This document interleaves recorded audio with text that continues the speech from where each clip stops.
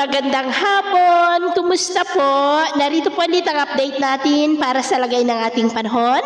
Ngayong hapon po ng April 8, 2024 na kung saan sa ngayon ay nasa kasagsagan na po tayo ng tag-init at posibleng mas iinit pa ang panahon sa susunod na mga araw hanggang Mayo na posible po na aabot ang heat index sa 52 degrees Celsius.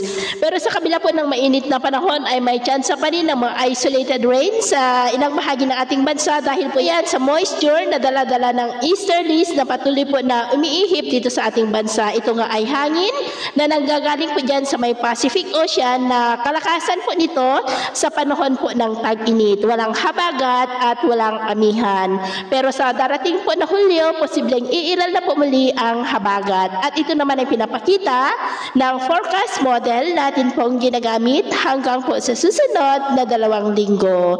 At sa lagay ng ating panahon, ngayong hapon ay maayos pa rin ang panahon sa malaking bahagi ng ating bansa pero may tsansa pa rin ng maulap na kalangitan with isolated rain sa ilang bahagi ng Ilocos Region, Cordillera, Catanduanes, Samar Provinces, Leyte, Bohol, Northern Cebu, Caraga at Davao Region. At mamayang gabi, maayos pa rin pang panahon sa malaking bahagi ng ating bansa pero may tsansa ng mga pagulan sa ilang bahagi lamang ng Ilocos Region, Cordillera, Pangasinan, Catanduanes, Caraga at ilang bahagi po ng Davao at Eastern Samar, maging po sa ilang bahagi ng Leyte. At sa atin naman pong mga baybayin, wala naman po tayong nakataas na namang gale warning signals, pero iba yung pag-iingat lamang po kung papalaot tayo para mas makaiwas sa mga sakunang pangkaragatan. So, yun po ng latest update natin sa araw na ito.